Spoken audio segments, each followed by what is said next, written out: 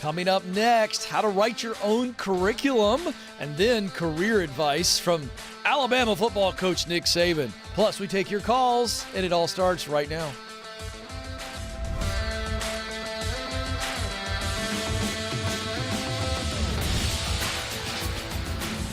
All right, here we go, coming to you live from Ramsey Solutions Studios in Nashville. You have joined a conversation about you. Specifically, who you are, what you were created to do, where you want to do it, and how to get there. I'm Ken. So excited that you've joined us. 844-747-2577 is the phone number. It is your show to call in. I am your coach, counselor, and cheerleader, all on one call. 844-747-2577. So how do you write your own curriculum? What am I talking about here? Well, we're having a little bit of fun here. Hopefully it got your attention. Because this is where so many people go wrong. They feel like they are essentially ordering from the college menu or the higher education menu. And so you open up the menu just like you would at a restaurant. And you go, all right, let's see what they got here. We got the appetizers. We got your seafood. We got your steak. We got your chicken. We got your pasta, whatever it is. The menu that I'm thinking about that best reflects this metaphor is Cheesecake Factory. My kids love Cheesecake Factory for obvious reasons. But, I've been going to Cheesecake Factory, Joe, for over a decade. And I'm still overwhelmed by the menu. And it's not a negative. I love Cheesecake Factory. There's a lot of stuff on the menu. Yes, there is. But even if you don't have a book like they have, and you go to a restaurant, you got your menu, and you're going through and you're going, okay, this is what this restaurant is offering. And so if I'm going to stay here and eat, this is what I'm ordering, okay? But if you've been to a restaurant where you can make your own dish, right? Make your own pasta. So now we got a little bit more options, but still I am limited with what the options are.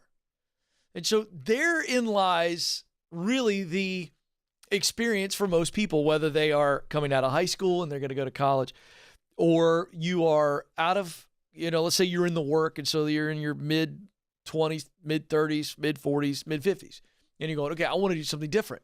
And I think that education is the way to go.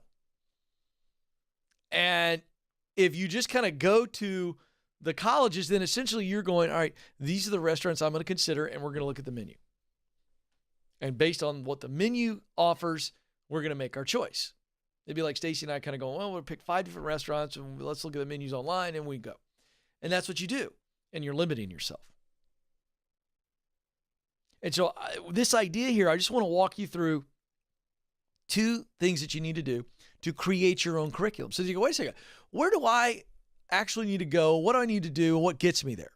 And this is with the idea here that I've said many times on the show, that if college isn't the only way or the best way, don't do it. So here we go. Now I'm stealing a little bit from some wording from my #1 best-selling book, The Proximity Principle. So let's look at first the right places.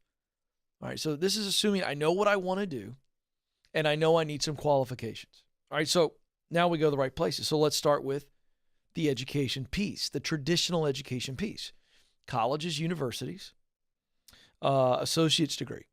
Okay, those are your traditional educational models.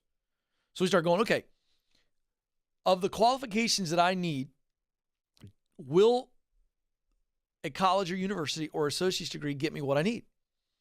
If the answer is yes, then we look at those. Okay, which ones have the best reputation, the best curriculums or the class offerings, professors, placement rankings. You look at it and you go, well, who scores the highest? Who's got the best offering? If I want to go get pasta and I'm in the mood for pasta, I'm going to go, okay, which restaurant has got the best rating? Who's got the best dishes? Who's got more offerings? Same idea. Then we need to look at trade schools, certifications, and internships. So let's look at this again. Traditional college, university, 4 years, then your associate's degree, if that's enough, trade schools, certifications, internships. This is how you learn what you need to learn. Those are your basic options that you're going to get education and experience. So when you start looking at, okay, let's go back to the top of the list at traditional college university. You go, okay, this is what they offer. This one offers this one offers this. Which ones have the best placement for internships? Because I think if the internship, boy, that's going to really, really help me. So then I'm looking at that. I'm going, okay, what can I do here? Which one places me best? Certifications, which ones are higher ranked? Wait a second. I don't actually need to go to 4-year school or university. Maybe I do associate's degree, and then I get this internship on my own or through this program. I get this certification. And so here's the point. You're creating your own curriculum, your learning experience based on detailed research, weighing options. All right, now let's look at the next category, the right people. There are 5 archetypes of people that I wrote about in my #1 best-selling book, The Proximity Principle, and I'll walk you through these. First is the professor. Does this mean it's a college professor or a traditional professor? Yes and no. Doesn't have to be. I'll give you an example. At a trade school, the person who's teaching you that plays the role of professor in these 5 archetypes. So I went to a broadcasting school in the Atlanta, Georgia area with a very successful and experienced TV and radio producer. And he created a broadcasting school. And this guy, I signed up. I met with him one-on-one. I felt like this guy's got the chops. I checked him out. I looked at the curriculum, the school, what we were going to be doing over a 6 or 8 week period. I can't remember now how long it was. And I made a decision. I'm going to let Jeff train me. Jeff became my professor. So that's the professor. They can teach you the basics and the fundamentals. The second person is the producer. Now, step aside from the broadcasting usage of the word producer, which I just used in my example. And the producer is just, in my book, The Proximity Principle, is defining a person who's winning in the craft that you want to be in. The trade, the business, the type of work. They're winning. They may be employing people, but they're a high-level producer in the field, in the actual job, or in a similar job that you want. That's what I mean by producer. Then the professional. Now, this is somebody that is going to be hard to get to. So you can get to a producer in your area, in your zip code, through your multiple connections using the proximity principle, which I write about how to do it, the web of connections. You can get to high-level producers in the field or in the specific jobs in your zip code in your city. You can. Coffee, a Zoom call, lunch, whatever. The professional, they're at the top of the game. So maybe these are the best-selling authors or CEOs in a certain field, and they have much, much, much bigger notoriety, thus harder to get to, harder to connect with personally. Go for it if you want to. But I'm saying I can watch them on YouTube. I can listen to their podcast. I can read their books. You get the point. So, for instance, when I was getting into broadcasting, I was watching Larry King Live, legendary interviewer, every night. I was watching other broadcasters and people that were great interviewers. I couldn't have lunch with them, or if I tried, it would be much harder, take much longer. And in all reality, I learned from observing. I read their books. So I learned from them, but not in person. That's the professional. The fourth person is the peer. Hey, make sure you get around the right peers. Ideally, peers making new relationships, peers in the field that you're in, doing the work that you want to do, because they're chasing it. They're getting after it. Maybe they're a little bit further along than you, or they're setting the same pace, and they keep you accountable and they lift you up and encourage you. And then finally, the mentor could be in the field that you want to be in. Doesn't have to be. This is a man or woman who has terrific success, that because of their success, they've got knowledge. Okay, those are more insight and facts. And then they've got wisdom, the ability to give you another set of eyes and ears. And they've got some wisdom to guide you when you've got some decisions that aren't so clear. So knowledge and wisdom. And the mentor, again, they've got a heart for you, and they're willing to meet with you and shoot you straight and spur you along and hold you accountable. So those are the things that you've got to do. Those are the places and the people. When you do that, you can set your own learning curriculum that'll get you where you need to go. And then making the decision on getting qualified, which is stage 2, it's a lot easier. So there you go. Hope you get that. You do that. I'm telling you, your plan will reveal itself. 844-747-2577. I want to say hello to everybody here on YouTube in the chat room. Always so fun. I want to say hi. We got some people watching right now, so if you want to engage. Peter says, hey, Ken, love the show. Hello. Peter, back at you. Appreciate you. Tyler saying trying to call in, but no one's answering. What? What's going on, Madison, the producer? Let's get to the bottom of that. I don't know. I don't know why we're not answering, but someone's ringing. Who knows? She'll figure it out. 844-747-2577. Let's go to Kim, who joins us in Sullivan, Ohio. Kim, you're on the Ken Coleman Show.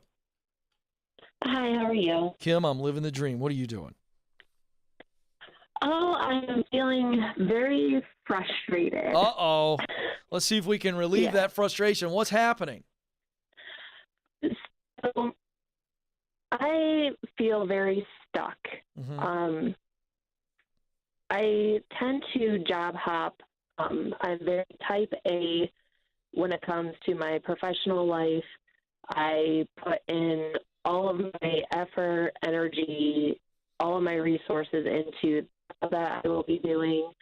And I'm also very technological to where I will know how that position works, how everything in that company works, why it does. And then I will try making connections with people to advance into that career. And then I see people that aren't putting in as much or knowing as much getting ahead of me because they've been there longer, even if it's just by a few months, just because they were next in line. And I'm just feeling very frustrated and don't know where to go from here.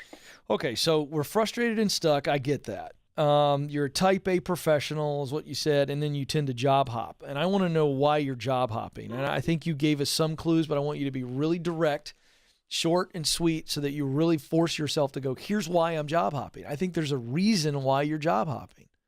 And it's much more clear than what you shared. What is it? I get bored very, very easily. Oh, good. Now we've got something. All right. So, do you judge yourself over that? I do. Okay.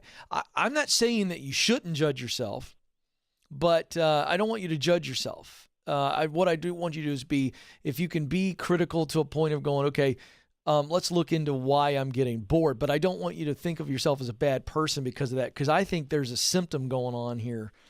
And we got to figure out why you're getting bored and then how to handle that going forward. So when I hear someone tell me that they're bored, it's usually one reason, but I don't want to give you the answer. Why do you think you're getting bored in all these jobs? And not being challenged enough and keeping engaged enough. That's correct. So why aren't you being challenged? Tell me.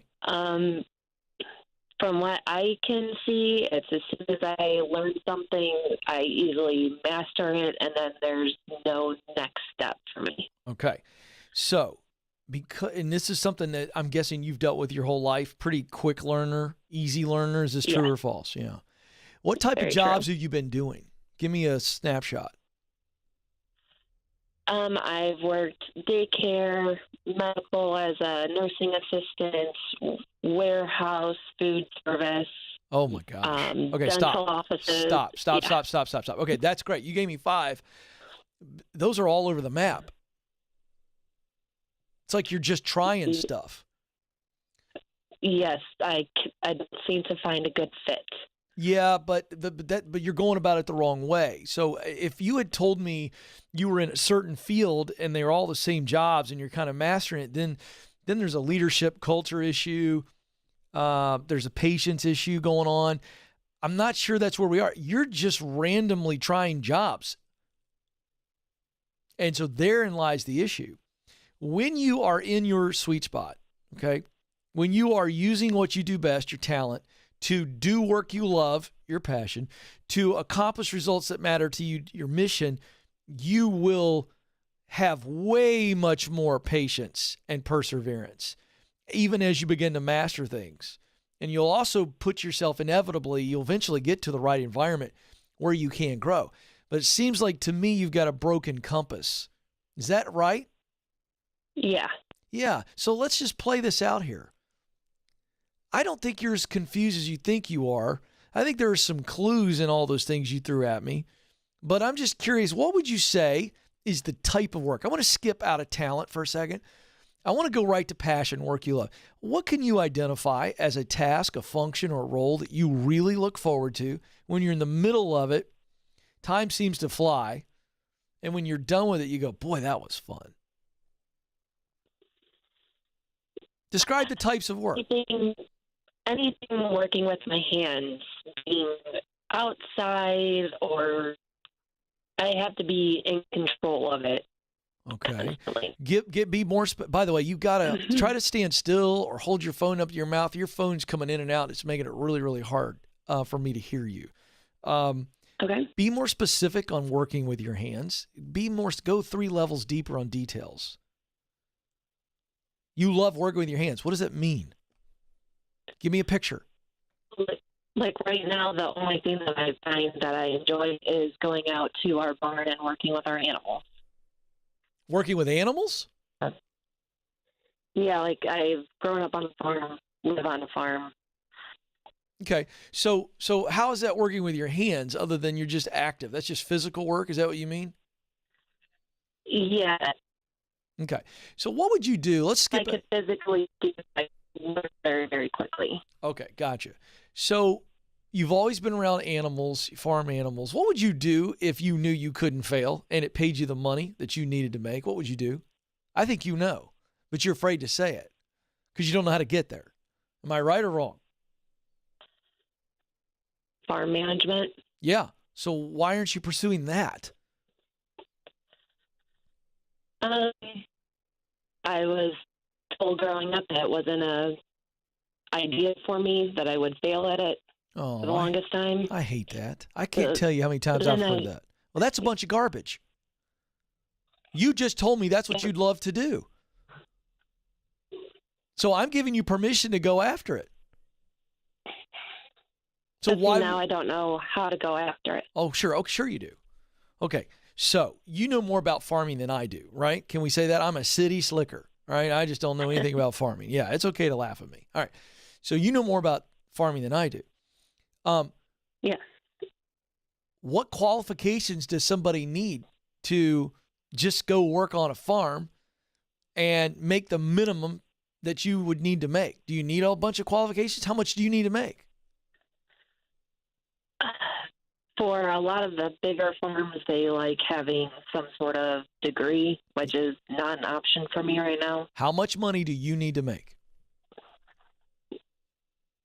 At least $38,000. Okay. Can you work on a farm part-time or full-time and get to that $38,000 number? I might be able to. Yep. I haven't really looked into it. Ding, ding, ding, ding, ding. Kim, your homework assignment. And you can call the show back. But I don't think you'll need to. Here's what I think you need to do. You need to find out all of the full-time and part-time opportunities to work on a farm. Those become absolute musts for you to look into. Let's get the list first. And so then we go, wait a second, if I can do part-time and work another part-time job and get to 38, I got to consider it. If I can work full-time in a non-management role, but it's 38 or more on a farm and I'm busting my tail, I'm doing it. I got to consider it. And then we get financially stable to where you can go get that qualification that you need. And you may not need the degree. You may just need experience. But you don't know what you don't know. But the reality is you actually do know how to figure out what you need to learn and do to get hired on a farm. And you need to go get to a farm. No stopping you. 844-747-2577. Lisa's up in Rochester, New York. Lisa, you're on the Ken Coleman Show. Hi, Ken. Hi, Lisa. Hi. It is such a pleasure. Thank you so much for taking my call. You bet. What's going on? Yeah, so let's see. I'm kind of stuck right now. I am stuck between my current role and this new opportunity that's opening up in a couple months. So let me break it down for you. So in my current job, I'm currently working from home, as we all have been, and I will likely be working from home for a really long time. And as my boss and I have been talking over the past few months, she's going to increase my scope. It's going to include a small increase now and larger increases over the next few years, but we're talking years. In the new one, it's going to be more money right away. I'm in baby step 2, so definitely looking at increasing my shovel. But it's actually going into work. I'm going to lose that work-life balance. Not totally, but, I'm losing that walking my dog whenever I want to, talking to my husband whenever we have a issue or whenever we want to chat, things like that. And so I just wanted to kind of talk to you and say, how do I work this problem? Yeah, well, I think we're missing one thing that I want to dive into. Which one of the roles, and maybe it's neither, but does one of the roles keep you or put you on a ladder that you're aiming to climb professionally long term? Or are they just both JOBs?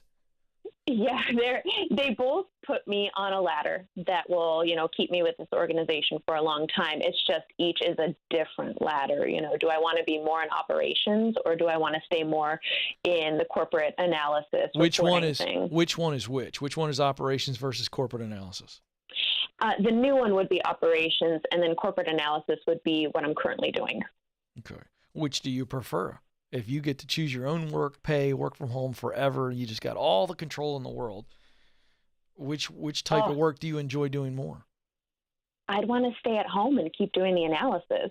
Yeah, but see, you led with stay at home. That doesn't answer my passion question. That's all about convenience. True. I know.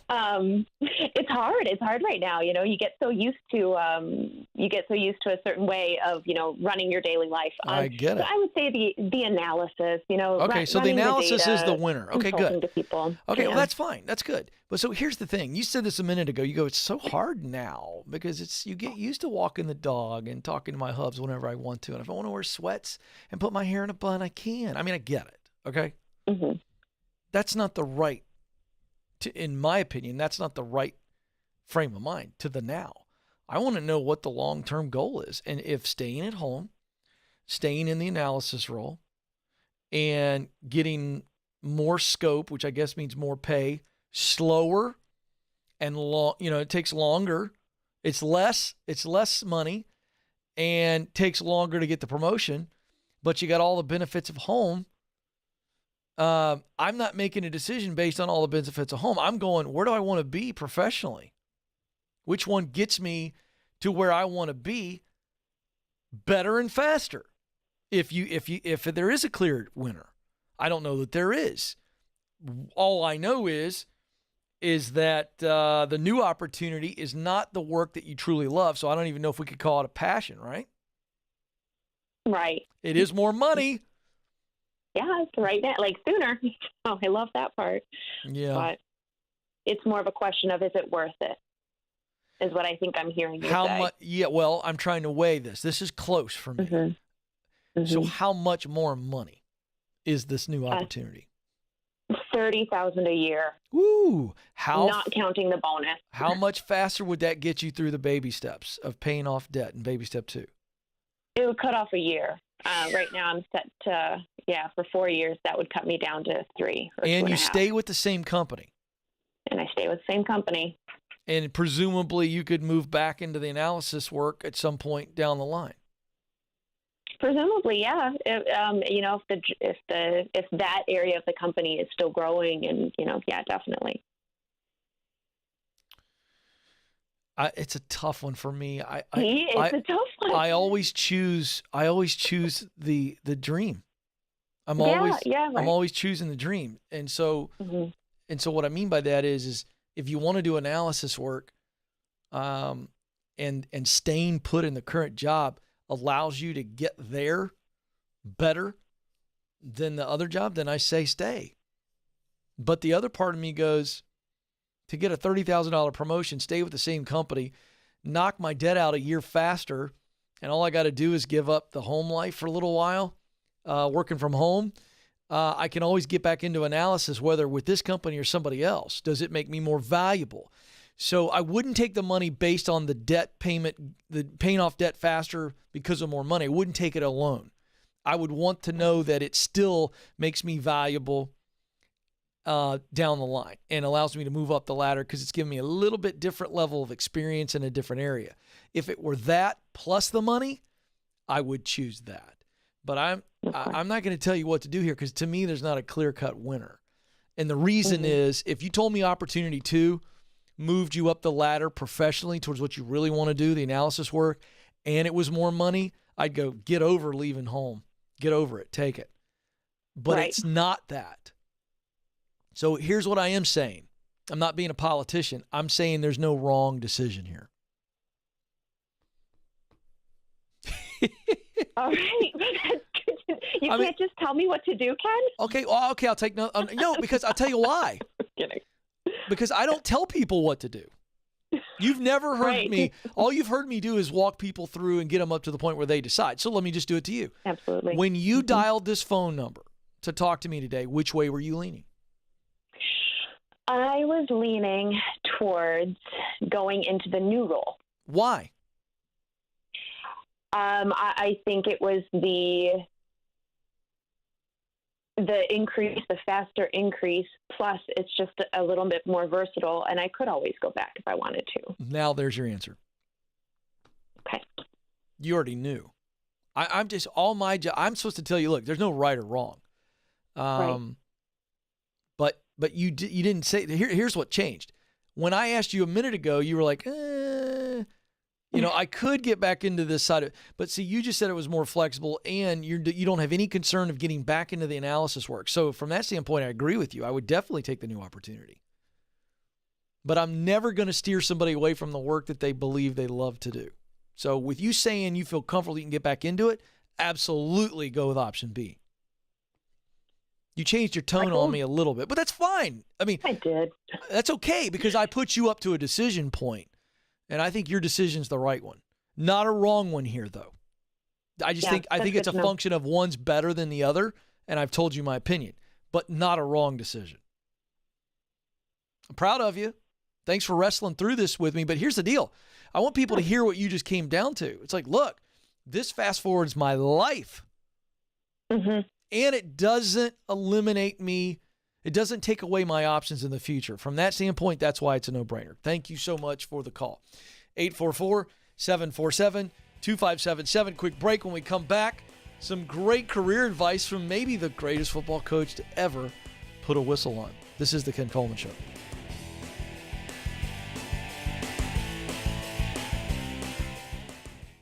We were drawn to Christian Healthcare Ministries because we both had young families and we wanted to have more children. And we had also just started a real estate company and needed to find healthcare coverage that would meet our needs. We were attracted to CHM because of its low monthly costs and the ability to negotiate medical costs down. Established in 1981 and accredited by the Better Business Bureau, CHM is here to meet the needs of your growing family or small business. Check us out at chministries.org. We absolutely believe in it.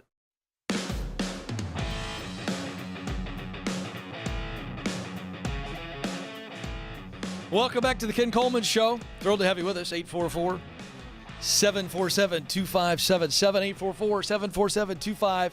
844-747-2577. All right. New people joining us all the time. We had a record month last month. I got to give, is Trevor the YouTube guru in there? Trevor, I got the email yesterday. Way to go, buddy. It's fantastic. We got a record YouTube month. I know he can't hear me. Will somebody just tell the guy what I'm saying? Oh, for heaven's sakes. Hey, I'm just trying to give you love for the YouTube audience to know. Yeah, man, great job. So here's the deal. With that means we got new people coming in all the time. And I just want to say thank you. You guys are a great, great, great audience. And we want you to spread the word. Let people know what we're doing over here. That they can watch live at 12 noon Eastern Standard Time. Or they can watch later. And that's what makes YouTube so fun. So spread the word. And remember, we've got 7 stages to help you go from paycheck to purpose. We are about helping you understand that work is more than just getting a paycheck. It's the way that you can make a really unique contribution that the world needs from you. And so if that's intriguing to you, we've got 7 stages that'll help you get there. So you have a clear path. 1, I get clear. 2, I get qualified. 3, I'm getting connected. 4, allows me to get started. 5, I'm getting promoted so I can 6, step into the dream job.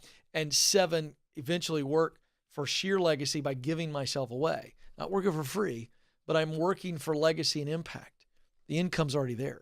844-747-2577. Okay, so Madison, the producer, and I, we were huddling the other day after I sent her a clip, and this was very hard for her to prove that she is the consummate pro. you need to know this about Madison, because if you're going to be a part of this community, there will be times where I just randomly go into college football talk because it's the greatest sport on the planet. And she is a big college football fan. She's a Georgia fan. She comes by it naturally. She was born into it. She drank the Kool-Aid. Her dad, Mike Browder, is a alum. Did your mom go there as well? Yeah, that's how Casey they did met. too. Oh, they met there. Okay, great. So anyway, she loves Georgia football. So I sent her this clip. And to your credit, you did not send anything back nasty. You were like, okay, we'll do it. I can admit that he is the GOAT of coaches. He is. Nick But Saban go Dogs. is who we're talking about. So it's very hard for her to acknowledge anything positive about Alabama. And I understand. That makes her a true fan. So anyway, now Joe, on the other hand, an Alabama boy, was very excited. So, Nathan, we're about ready to play this clip, but I needed to set that up and just Madison's a total pro. So here's the deal. I sent her this clip because I go, you got to watch this. So here he is doing an interview. I don't know who he's doing it for. This is just a little clip. And I'm going to break this down for you. But he does a masterful job. And what he's talking about is his time in the NFL as a coach and how many drafts he prepares for, and then what he has learned from that about getting drafted in the NFL, the ultimate job. Call it the dream job for college football players. And this is what he teaches his young people. Now, when you're listening to this, I want you to put the same teaching and go, wait a second, this is how I get promoted. I mean, stage 5, I'm going to get promoted. I got to be this kind of player. Nathan, let's roll it. Well, again, this goes back to players creating value for themselves. I always talk to players about, I spent 8 years in the NFL, so that means I sat through 8 drafts, which meant it's not just a draft. It's 2 weeks of preparing for the draft, and then 2 more weeks of getting questions answered, and then 2 more weeks of preparing for the draft. So I'm talking about listening to 1,000 draft reports. And I tell our players all the time, the 2 most compelling words in a draft report is and but. All right, so they read the player, and I'll take a defensive back. All right, he's got quick feet, change of direction, he had good long speed, can play man-to-man, he's a good tackler, he's got toughness, he's got really good ball judgment and really good ball skills, and he's a good person. He was a leader on the team. He graduated from school. Coaches loved him. Read the same player, but he had a positive drug test. He had a domestic violence incident with his girlfriend, got in a fight in a bar when he was a freshman. Strength coach said he wouldn't piss on him if he was on fire. Who do you want on your team? And or but? All right, so what I tell players is you don't realize that as soon as you apply for a job, as soon as you put your name in for the draft, people are looking for reasons not to pick you. They're looking for reasons not to hire you. So don't give anybody a reason to say but. It's the only way that you can create value for yourself. So that and but, what came after that had nothing to do with what the player was, but it had a significant impact on where the player got picked. So this is an analogy that I use all the time with players to try to get them to understand, how do I create value for myself and my future for what I want to accomplish? This advice that Nick Saban gives his players is completely applicable to you in your career journey. I mean, let's just talk about stage 5, getting promoted. Ken, I want to get promoted. Are you an and employee? Or are you a but employee? If people think you're a but, I promise you, you are a but employee, right? I mean, we can just simplify that. But let's break this down. I mean, just your position. Great sales skills, communication skills off the chart, blah, blah, blah, blah, blah, whatever. Great coder, incredibly talented, analytical mind, works fast, and great team player, great culture fit, a joy to lead. Or the same sentence. Great coder, terrifically analytical, whip smart, works fast, but is a jerk. A cancer on the team, gossips, never shows up on time, whatever. You go from the talent side to the character side. And so the and or the but represents what do they say about you after the skills and the talent? What's the character? And so if you think about this, are you an and person or a but person? I got good news for you. If you've been a but person, you can fix that and become an and. But you're going to have to work hard and be intentional about it. You have to fix that personal brand. But you've got to get this because this is so important. As Nick Saban is giving this advice for football players that want to go from college to the pros, this is for you to get that internal promotion or get that job externally. And if people come to your references, you want people to go and, not but.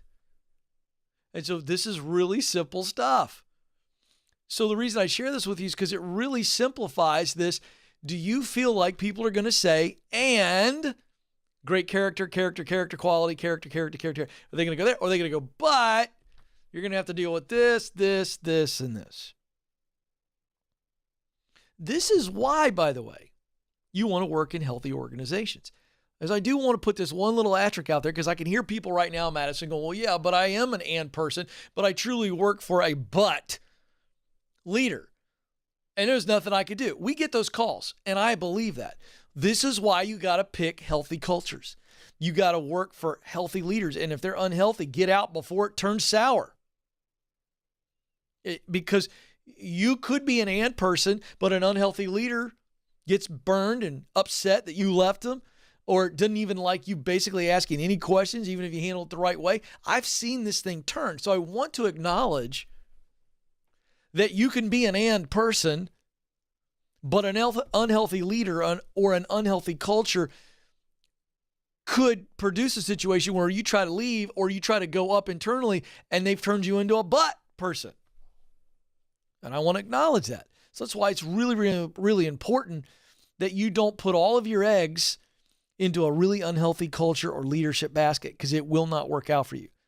In those situations, there is little to nothing that you can do to try to come out of that positively. So be aware of that. All right. My time is almost up. But before I let you go, I want you to know that you matter and you do have what it takes. Thank you so much for joining us.